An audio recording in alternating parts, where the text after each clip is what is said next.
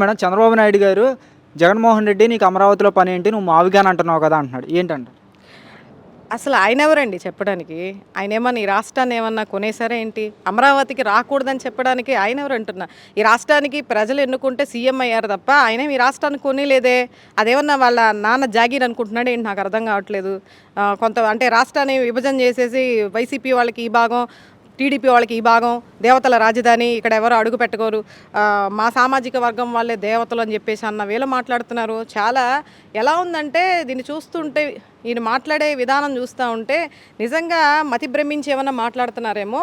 మా జగన్మోహన్ రెడ్డి గారి గురించి ప్రతి ఒక్కరు ఏదో నోరు పారేసుకొని మాట్లాడుతూ ఉంటారు. లండన్ మందులు తెచ్చుకొని అని చెప్పేసి ఇష్టం వచ్చినట్టు ఇష్టారాజ్యంగా మాట్లాడుతూ ఉంటారు. చంద్రబాబు నాయుడు గారిని తీసుకెళ్లి సింగపూర్లో చూపించి ఆ సింగపూర్ మందులు ఏవో వాడండి, ఏది పడితే అది మాట్లాడుతున్నారు. ఆయనకి వయసు మీద పడే కొద్దీ ఎలా మాట్లాడాలనేది కూడా విచక్షణ లేకుండా మాట్లాడుతూ ఉన్నారు. అమరావతి రావద్దని చెప్పడానికి ఆయన ఎవరు? ఇది ప్రజల యొక్క ఆంధ్ర రాష్ట్రంలో ప్రతి ఒక్కరు ఎక్కడికైనా వెళ్ళే అవకాశం ఉంది.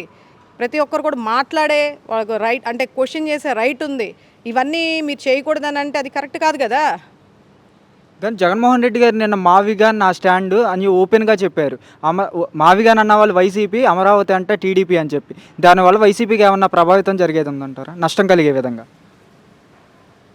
నష్టం అనేది అసలు ఏ మాత్రం కూడా ఇంచంత కూడా నష్టం అనేది జరగదు.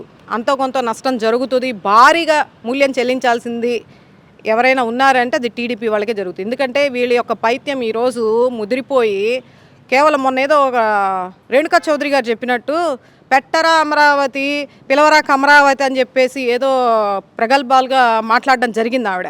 ఇప్పుడు అదే విధానాన్ని వీళ్ళు అవలంబించే విధంగా ఈ రాష్ట్రంలో మరి అమరావతిని కేవలం కమరావతిగా కమ్మ వాళ్ళకే శాశ్వతం, మరొకళ్ళు ఎవరు ఉండడానికి లేదని చెప్పేసి ఎన్నోసార్లు ప్రూవ్ అయింది.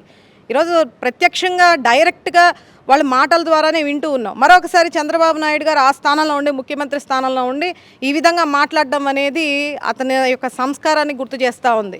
కాబట్టి మాట్లాడేటప్పుడు ఏం మాట్లాడుతున్నాం ఏంటి అనేది అంత వయసులో ఉండి, అంత అనుభవం ఉండి ఏం మాట్లాడుతున్నాం అనేది ఆలోచించుకుని మాట్లాడితే ప్రతి ఒక్కరికి కూడా బాగుంటుంది, ప్రజలు కూడా స్వీకరిస్తారు. ఇప్పటికే మీ మీద వ్యతిరేకత వచ్చి మిమ్మల్ని చీకొడుతున్నారు అన్న విషయం ఒకసారి గమనించుకోండి పెద్దాయన.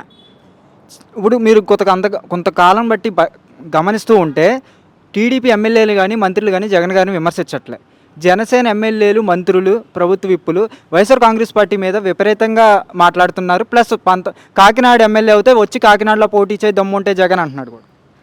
ఈరోజు ఎలా ఉందంటే కూటమి ప్రభుత్వ నాయకులు పబ్లిసిటీ కోసం తప్పించిపోతూ ఉన్నారు. మరి కూటమి నాయకుల్లో టీడీపీ అంటే పచ్చమూకంతా కూడా మరి మంత్రి స్థానంలో ఉన్నారు కదా, మరి చాలామంది కూడా పేటరేగిపోయారు. ఇప్పుడు ఈ మధ్యకాలంలో చూసుకుంటే మరి జనసేన వాళ్ళు కూడా మమ్మల్ని గుర్తించండి అయ్యా, మాకు ఎలాగో సీఎం పదవి రాదు, మేము అడుక్కు తినేవాళ్ళమే, మేము 3 జెండాలు మోసేవాళ్ళమే, మేము ఎప్పుడు ఒకళ్ళ కాళ్ళ కింద బతికేవాళ్ళమే, కాబట్టి మమ్మల్ని కూడా ఒక లీడర్స్ లాగా గుర్తించండి, మా నాయకుడిని కూడా ఒక ముఖ్యమంత్రి స్థానం, మాకు కూడా ఒక స్పెషల్ పార్టీ ఉందని గుర్తించండి అని చెప్పడం కోసం వీళ్ళ నాయకులందరూ కూడా కట్టుకొని ఒకళ్ళ తర్వాత ఒకళ్ళు పోటీ పడి మరి ఇష్టం వచ్చినట్టుగా మీడియా ముందుకు వచ్చేసి రెచ్చిపోయి వాళ్ళ స్థాయి ఏంటో కూడా చూసుకోకుండా, వాళ్ళ స్థాయి చూస్తే వార్డు మెంబర్కి కూడా పనికిరాని వాళ్ళు కూడా ఈరోజు నోరులు వేసుకొని మరి జగన్మోహన్ రెడ్డి గారి గురించి మాట్లాడుతూ ఉన్నారు. అదంతా కూడా ప్రజలు గమనిస్తూనే ఉన్నారు. వాళ్ళకి మేము సంజాయిషి చెప్పుకోవాల్సిన అవసరం అయితే లేదు. మరి పంత నానాజీ ఏదైతే మాట్లాడారో దానికి ఏ విధంగా అందరూ కౌంటర్లు ఇచ్చారో అందరం చూసాం.